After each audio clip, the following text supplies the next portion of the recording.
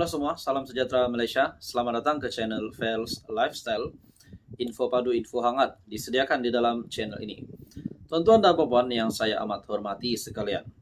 Setelah kecoh ataupun viral baru-baru ini berkaitan dengan isu rasuah di KLIA, sudah pasti salah satu menteri yang terlibat yaitu Menteri Pelancongan Tiong King Sing dan juga pelancong Cina yang didakwa diselamatkan oleh menteri tersebut daripada pegawai immigration.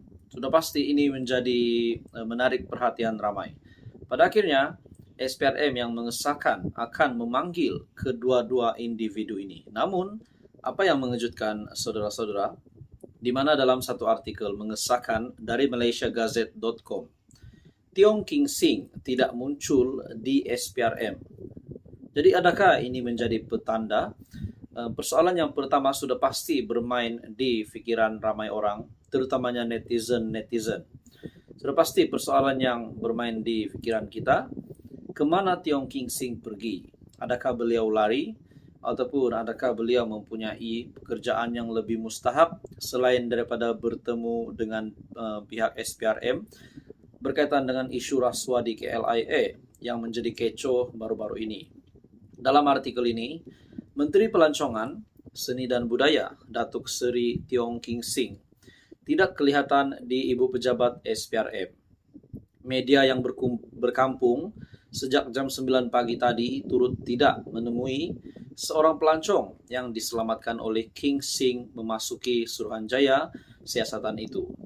Artikel ini diterbitkan pada 3 Julai 2023. Kedua-dua mereka sepatutnya disoal siasat oleh SPRM hari ini pada 3 Julai berhubung insiden yang berlaku di lapangan terbang antarabangsa Kuala Lumpur KLIA. King Sing didakwa melepasi kaunter Jabatan Immigration untuk menyelamatkan seorang pelancong Cina yang ditahan oleh jabatan itu. Sebelum ini King Sing menegaskan akan merujuk kepada SPRM untuk menyiasat dalam penyebaran video kekecohan yang mendakwa beliau menyalahguna kuasa di KLIA. Beliau turut mendakwa video itu dirakam oleh pegawai Jabatan Immigration yang berada di tempat kejadian. Tindakan yang didakwanya sengaja untuk menutup kesalahan serta aktiviti rasuah yang berlaku di balai ketibaan berkenaan. Nah, saudara-saudara, menjadi kejutan ramai orang. Adakah Menteri Pelancongan ataupun Tiong King Sing, Datuk Seri Tiong King Sing, mempunyai perkara yang lebih mustahak berbanding dengan bertemu dengan pihak SPRM? Dan persoalan yang seterusnya adalah kenapa kedua-dua mereka bersama-sama tidak dapat menghadirkan diri di pejabat ataupun di SPRM untuk meneruskan ataupun melaksanakan panggilan dari SPRM bahwa mereka berdua sepatutnya berjumpa dengan pihak SPRM pada 3 Julai. Namun, kelibat kedua-dua individu tersebut, Menteri Pelancongan, Datuk Seri Tiong King Sing, dan pelancong Cina yang didakwa diselamatkan oleh Tiong King Sing. Kedua-dua mereka tidak menghadirkan diri. Jadi saudara-saudara, ini menimbulkan banyak lagi pertanyaan. Menurut Anda, saudara-saudara, apa pula komen Anda? Teruskan bersama di dalam channel ini untuk info yang seterusnya. Jangan lupa bantu channel ini dengan menekan butang like. Anda juga boleh share video ini dan tekan butang subscribe. Teruskan bersama di dalam channel ini untuk info yang seterusnya. Salam sejahtera Malaysia. Selamat datang ke channel Fels Lifestyle. Tuan-tuan dan puan yang saya amat hormati sekalian. Sebelum ini kita dikejutkan dengan isu rasuah di KLIA yang melibatkan salah satu menteri, yaitu Menteri Pelancongan Tiong King Sing. Nah, pada akhirnya kita juga mendengar bahwa Perdana Menteri Malaysia, Datuk Seri Anwar Ibrahim, akhirnya turun padang, turun di KLIA untuk membuat pemantauan. Nah, pada akhirnya saudara-saudara, berita susulan yang kita dengar hari ini dari Perdana Menteri Malaysia, Datuk Seri Anwar Ibrahim, yang saya lihat dalam satu artikel dari biharian.com, Jabatan Imigresen, Jabatan Pendaftaran Negara disiasat, kata Anwar. Nah, saudara-saudara, ini satu lagi kenyataan yang amat mengejutkan dari Perdana Menteri. Perdana Menteri Datuk Seri Anwar Ibrahim mendedahkan Jabatan Imigresen dan Jabatan Pendaftaran Negara sedang disiasat pihak berkuasa berhubung amalan rasuah dan salah guna kuasa. Beliau menerima maklumat ada unsur salah guna kuasa di JPN apabila proses untuk mendapatkan sijil warga negara dikenakan bayaran tertentu oleh mereka yang layak mendapat status kewarganegaraan. Nak beri satu makluman, semalam saya terima mungkin masih dalam siasatan di Jabatan Pendaftaran. Kita permudahkan orang yang layak mendapatkan status kewarganegaraan dan sebagainya untuk mendapatkan sijil itu dikenakan lagi bayaran. Tapi jumlahnya terlalu kecil. Harus ada tindakan yang keras dan tegas, kalau tidak dia merosakkan seluruh imej pentadbiran, katanya pada perjumpaan bulanan Perdana Menteri bersama warga Jabatan Perdana Menteri. Anwar menegaskan masih ada kelompok kecil dalam Jabatan Imigresen yang masih selesa dengan sistem dan amalan lama yang mengaitkan mereka dengan pelakuan rasuah. Semalam, sebelum sambut kepulangan Agong, saya sempat ke KLIA kerana ada sedikit sebanyak keributan kecil.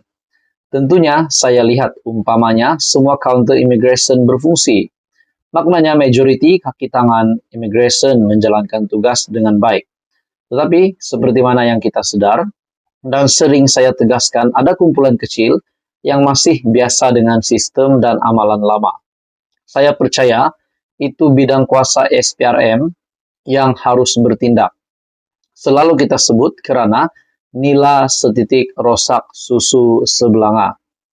Dalam tinjauan di KLIA, Perdana Menteri turut mendapati hanya satu daripada 7 mesin pengimbas Jabatan Kastam Diraja Malaysia di Terminal 1 yang berfungsi. Saya, Menteri Keuangan dan JKDM bawah saya, tapi takkanlah nak tunggu Menteri turun baru tahu rosak. Ini ada kelemahan dari segi maklumat kerana kalau belanjanya hanya sekitar beberapa juta, kita boleh luluskan segera. Saya percaya SPRM tidak akan menyiasat kalau diluluskan segera kerana keadaan itu mendesak. Bayangkan saya dimaklumkan scanner itu rosak sejak tahun lalu. Nah, saudara-saudara, akhirnya kenyataan Perdana Menteri Datuk Seri Anwar Ibrahim, Jabatan Imigresen, Jabatan Pendaftaran Negara bakal disiasat. Jadi saudara-saudara, adakah kalau kedua-dua jabatan ini disiasat, adakah akan ada tangkapan yang berlaku kalau tiba-tiba dapat dibuktikan ada beberapa individu di dalam Jabatan Imigresen ataupun Jabatan Pendaftaran Negara yang dapat dibuktikan bersalah? Nah, saudara-saudara, itu menjadi persoalan. Jadi saudara-saudara, tuan-tuan dan puan-puan, apa komen Anda? Teruskan bersama di dalam channel ini untuk info yang seterusnya. Jangan lupa bantu channel ini dengan menekan butang like. Anda juga boleh share video ini dan tekan butang subscribe. Teruskan bersama di dalam channel ini untuk info yang seterusnya. Halo semua, salam sejahtera Malaysia. Ini lagi satu kejutan kepada seluruh Malaysia, di mana salah satu individu ataupun pemimpin terkenal. Saya boleh katakan ini pemimpin terkenal, disebabkan ini adalah individu ini disebut adalah seorang bekas menteri. Nah, saudara-saudara, tiba-tiba pula viral baru-baru ini ataupun hangat baru-baru ini tentang isu yang dinaikkan oleh Alif Shukri. Dalam satu artikel dari Astro Awani, Alif Shukri tuntut bekas menteri bayar hutang puluhan juta. Wow. Persoalannya, saudara-saudara, siapakah bekas menteri tersebut yang dituntut oleh Alif Shukri untuk membayar hutang puluhan juta? Ahli perniagaan yang juga pempengaruh, Datuk Alif Shukri Kamar Zaman, menuntut seorang bekas menteri bergelar Tan Sri untuk menjelaskan hutang berjumlah puluhan juta kepadanya. Alif mendakwa Beliau berkali-kali coba menghubungi individu tersebut, namun sehingga kini masih tiada respon. Tak akan bekas menteri macam ini. Saya hubungi, dia tak angkat. Saya WhatsApp, dia tak balas. Dulu nak minta bantuan, dialah terhege-hege nak jumpa saya. Saya tak nak cerita perkara sebenar. Nanti malu satu keluarga Tan Sri. Jadi saya sabar sahaja. Orang Langkawi mesti kenal, dia hartawan satu Malaysia, katanya dalam satu hantaran.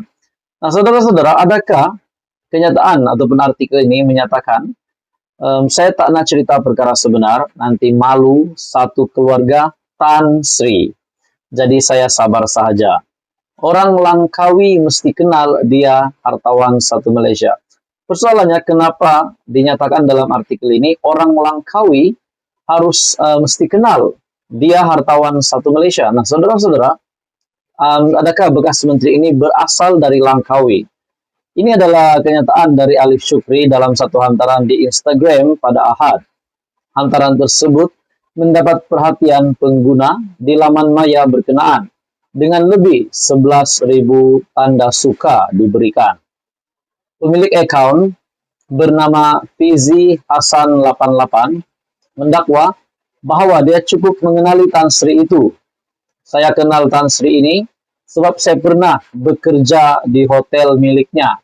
Saya berhenti dari hotel itu pun sebab malas nak sebut, kata Fizi Hasan 88 dalam ruangan komentar hantaran Alif Syukri itu.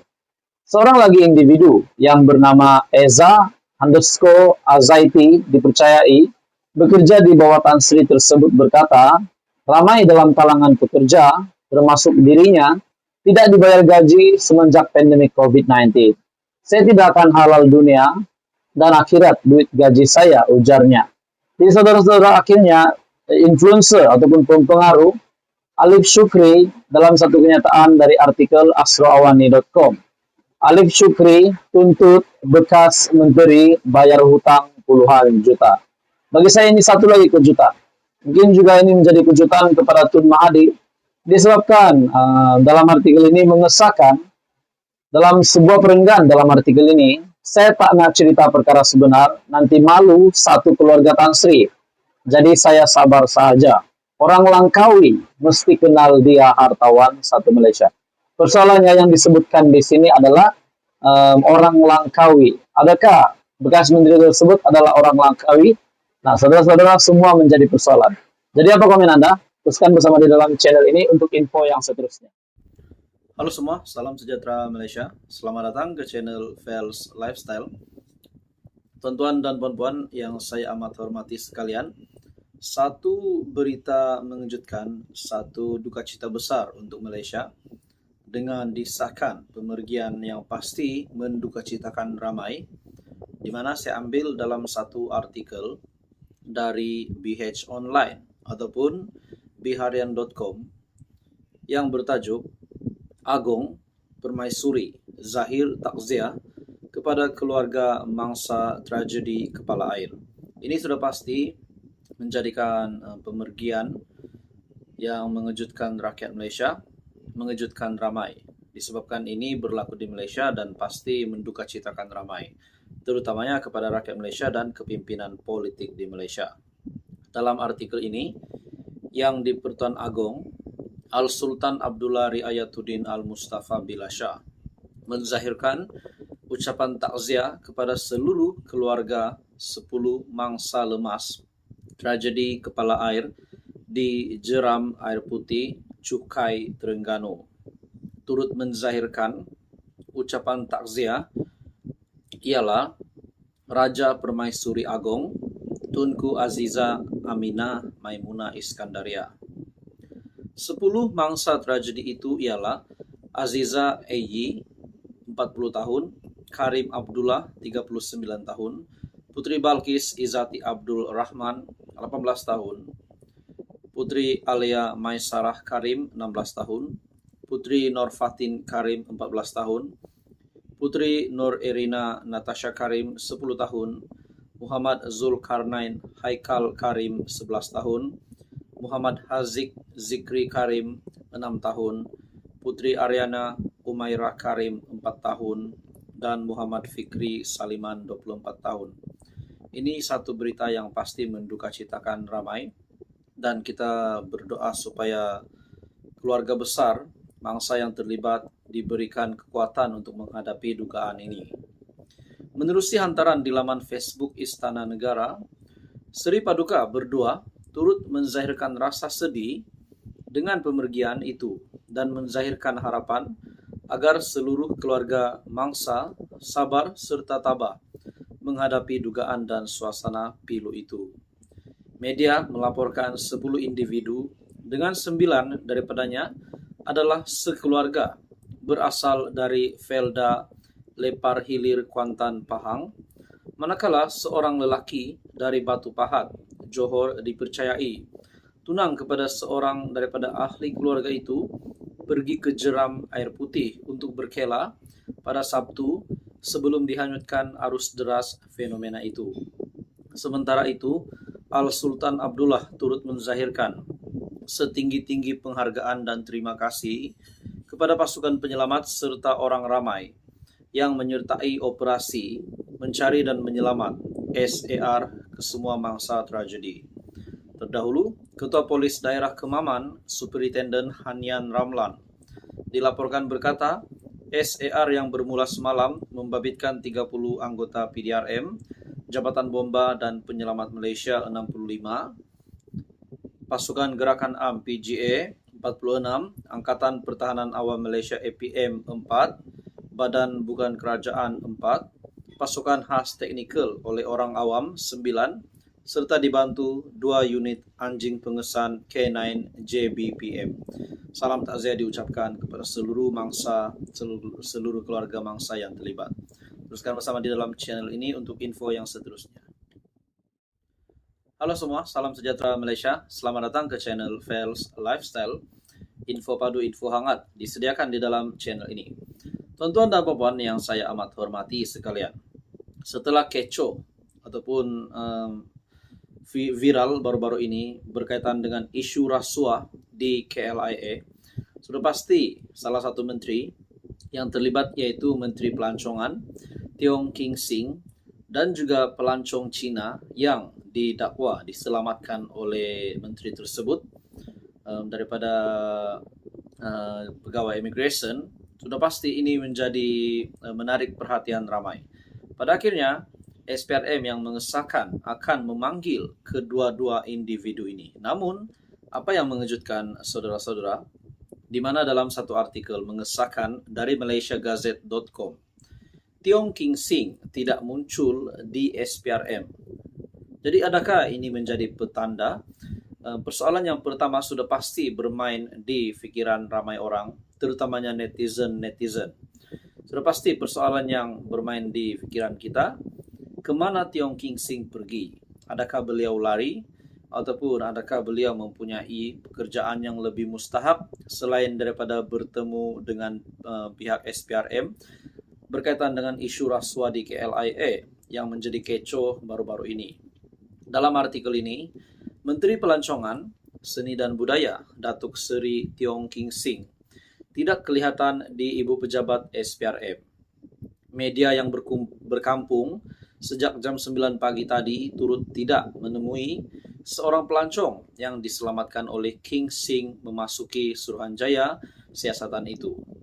Artikel ini diterbitkan pada 3 Julai 2023. Kedua-dua mereka sepatutnya disoal siasat oleh SPRM hari ini pada 3 Julai berhubung insiden yang berlaku di lapangan terbang antarabangsa Kuala Lumpur KLIA.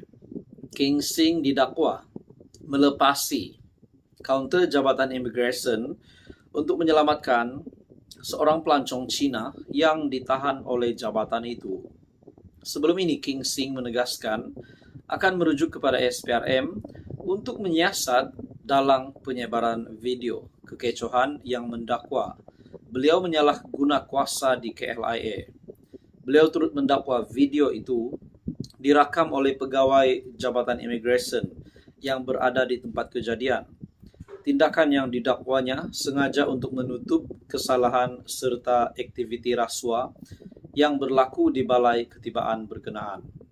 Nah, saudara-saudara, menjadi kejutan ramai orang, adakah Menteri Pelancongan ataupun Tiong King Sing, Datuk Seri Tiong King Sing, mempunyai perkara yang lebih mustahak berbanding dengan bertemu dengan pihak SPRM?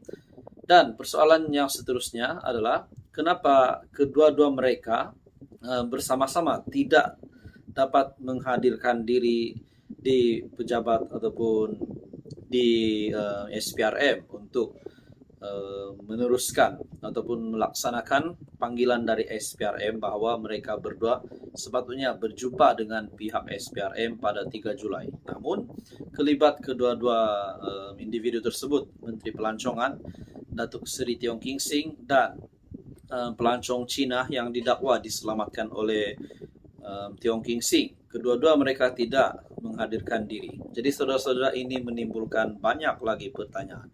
Menurut Anda, saudara-saudara, apa pula komen Anda? Teruskan bersama di dalam channel ini untuk info yang seterusnya. Jangan lupa bantu channel ini dengan menekan butang like. Anda juga boleh share video ini dan tekan butang subscribe. Teruskan bersama di dalam channel ini untuk info yang seterusnya.